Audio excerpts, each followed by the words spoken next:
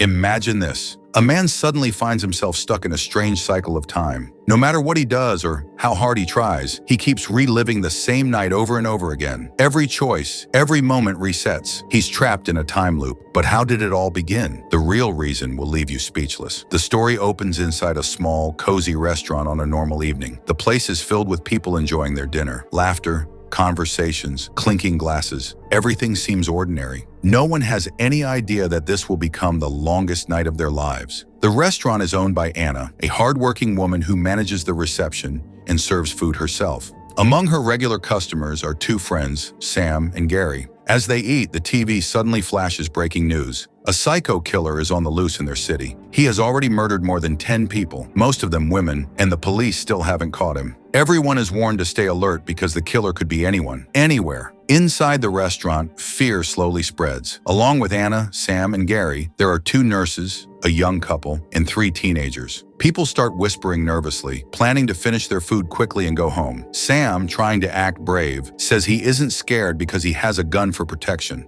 But what he doesn't know is that the killer has already entered the restaurant. That killer is Charlie, the same man who has been murdering people since evening. In his mind, he has made a twisted decision. Tonight, he will do whatever he wants, no matter the consequences. And his eyes have now found a new target, Anna. When Anna comes to take Charlie's order, he tries to flirt with her, but she ignores him politely. She's used to strange customers. Working in a restaurant teaches you that skill. She focuses on her job and moves on to serve three teenagers sitting nearby. One of them recognizes her and says he once saw her working as a nurse at a hospital. He curiously asks when she left that job to open this restaurant. Anna doesn't answer. She just smiles faintly and walks away. Her shift is almost over. Her co-worker Eve has just arrived, a bit late as usual, so Anna hands over the remaining work to her. Anna finally stepped out of the restaurant, ready to go home after her long shift. But as soon as she walked out, she froze. Charlie was standing there waiting for her. He smiled and said, "Why don't we go to a party together? I really like you." His tone was playful, but something about it made Anna uneasy. Trying to stay calm, she lied that her boyfriend was waiting for her nearby. She hoped that would make him go away, but Charlie didn't stop. His smile faded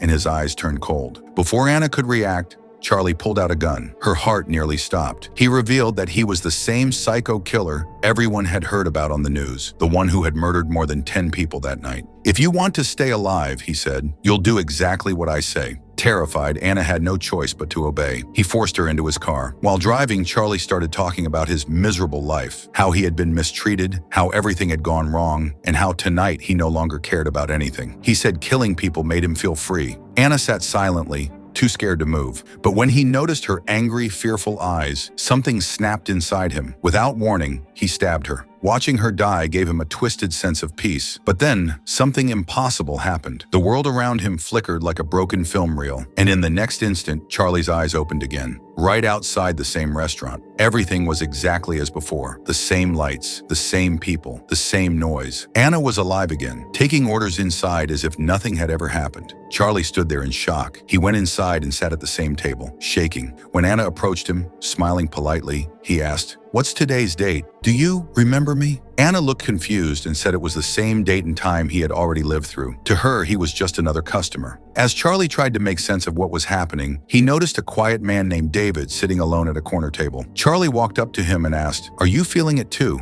Are you reliving this night?" But David just ignored him and kept eating. Frustrated and terrified, Charlie repeated everything he had done before. Once again, he waited for Anna outside, kidnapped her, and killed her. And once again, the world reset. Charlie found himself standing outside the restaurant, only now time had jumped forward an hour. Realizing he was trapped in a time loop, Charlie's fear turned into rage. He stormed into the restaurant, shouting at everyone, "Are you doing this to me? Are you all playing with me?" His eyes locked on Anna, and he blamed her for the nightmare. When Sam tried to protect Anna, Charlie pulled out his gun and screamed, "I've already killed her twice! How is she still alive?" Before Charlie could fire, Sam seized his chance. Remembering his own gun, he shot Charlie from behind. As soon as Charlie's body hit the ground, the lights flickered and time folded again. He gasped for breath and found himself standing once more at the entrance of the same restaurant. The same neon sign, the same chatter, the same smell of food. He looked around horrified. "No, no, this can't be happening again," he screamed. "Why are you doing this to me? I was dead.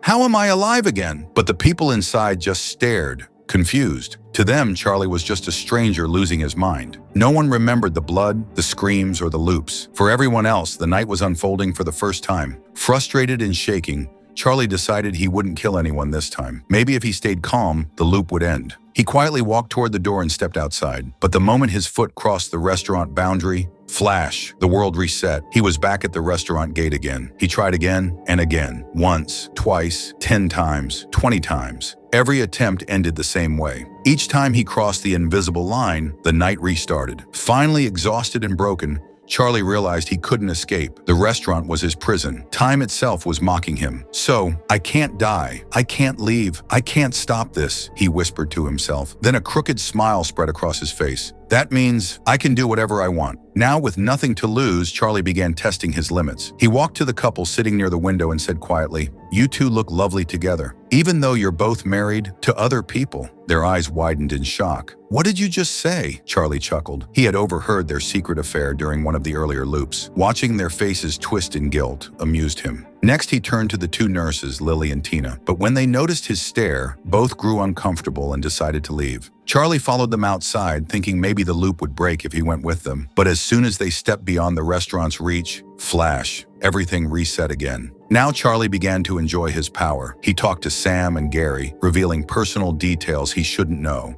Things he had learned from all the previous loops. Everyone was confused and uneasy. Then, spotting Lily heading toward the restroom, Charlie followed quietly. Moments later, he stabbed her without hesitation. The thrill, the control, it gave him a strange satisfaction. He thought, maybe if I kill them all, this loop will end. On his way out, a restaurant staff member spotted him. Charlie quickly made up a story, lured the man outside, and killed him too. When he returned, everyone was panicking because Lily hadn't come back. Anna asked, "Has anyone seen her?" Charlie sat back at his table, smiling faintly. He already knew the answer, because deep down, he knew he'd killed her, and that soon time would reset again, giving him another chance to do it all over. Charlie left the others in panic and went back to the couple. He told them he would punish them for cheating, and then, one by one, he killed them. After that, he pulled out his gun and began shooting everyone in the restaurant. He thought that if everyone died, maybe the loop would finally stop, but the world always flipped back. Each time the same hour returned. Charlie tried again and again, not just once, but dozens and then hundreds of times. He slaughtered the room over and over, hoping that someday he would wake up in the next morning. Every time the clock jumped back 1 hour, at first the killing gave him a strange thrill.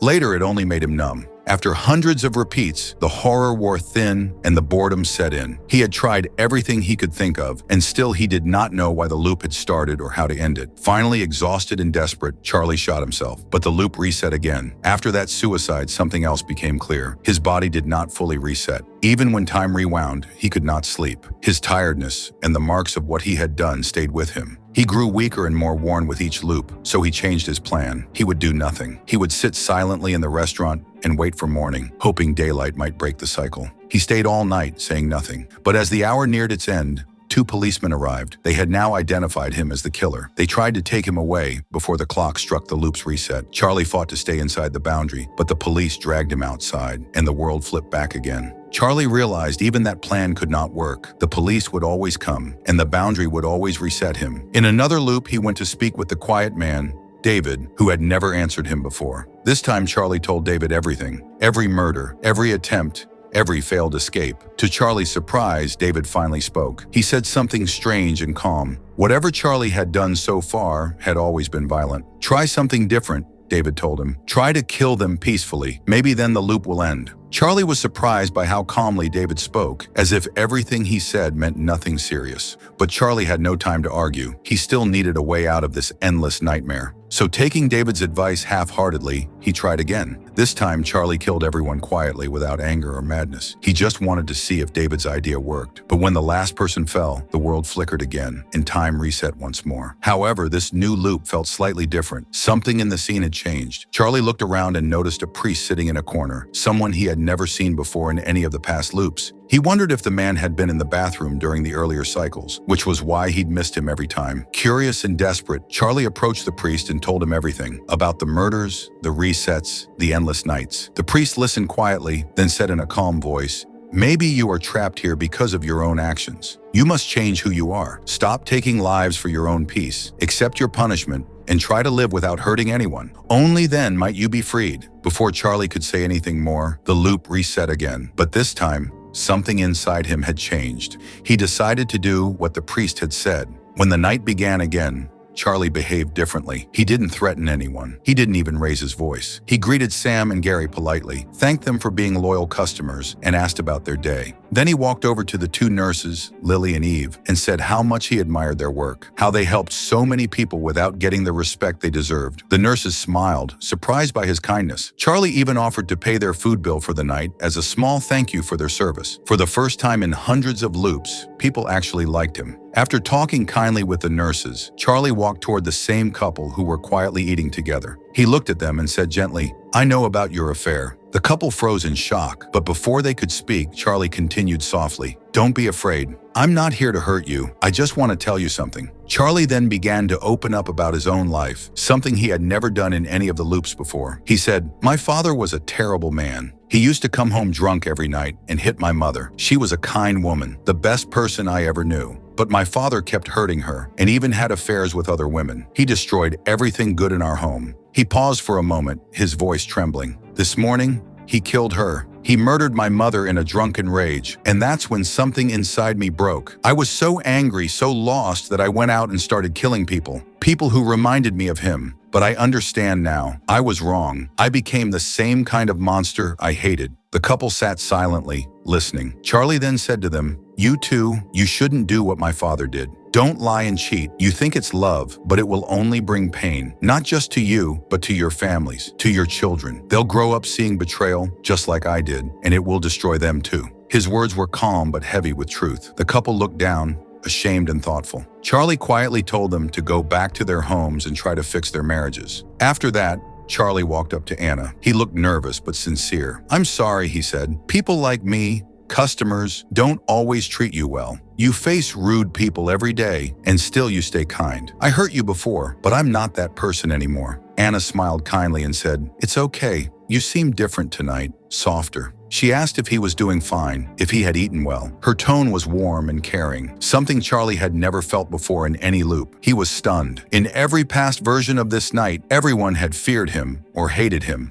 But now, when he had changed himself, people were suddenly kind to him. It hit him deeply. The problem had never been the world. It had been him all along. As Anna finished her shift, she came to him again and said with a shy smile, "My work is done for the night. Why don't we go out for a little walk? Maybe a coffee?" Charlie couldn't believe what he was hearing. The same woman he once terrified was now asking him out. For the first time, someone wanted to spend time with him. Not out of fear, but out of kindness. Standing there, Charlie finally felt sure that this was it. This was how the time loop would end. Because this time, he hadn't hurt anyone. He had faced his guilt, changed himself, and found peace. But then everything shatters. The lights blink, the sound distorts, and reality glitches once more. When Charlie opens his eyes this time, he's not in the restaurant anymore. He's lying on a hospital bed, his hands strapped, his mind foggy. Bright white walls, cold air, beeping monitors. He looks around in panic. A metal tag on the wall reads, "Westfield Psychiatric Institute." He's been here all along. Moments later, a group of doctors enters the room, and to Charlie's shock, they're the same people he saw in the restaurant. The priest is one of the psychiatrists. The two nurses, Lily and Eve, are here too, wearing white coats. Even Anna walks in, this time in her real uniform, a nurse's outfit, calm and professional. Charlie's voice shakes. What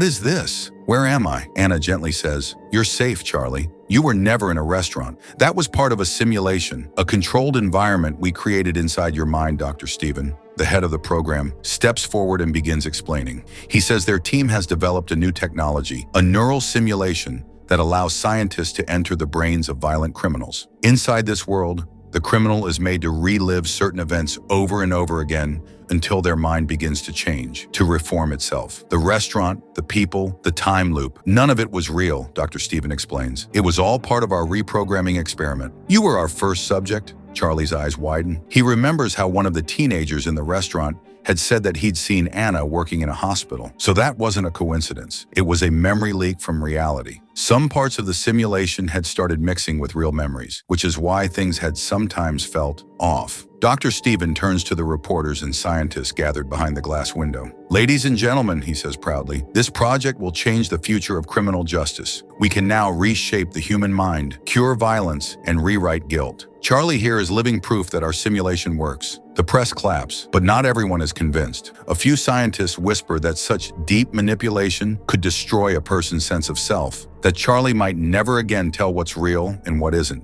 Dr. Stephen dismisses their concerns. Criminals like him don't deserve mercy, he says coldly. He killed more than 10 people in one night. Even if his rage began after his mother's death, he made his choice. He will pay the price. Charlie starts shouting from his bed, begging them not to send him back. Please, don't make me go into that loop again. I can't do it anymore. But Anna steps forward with a syringe. Her tone is strangely calm. This isn't over, Charlie. You must pay for what you did, not just once, but forever. The world needs to see that monsters can be broken. She injects the serum into his arm.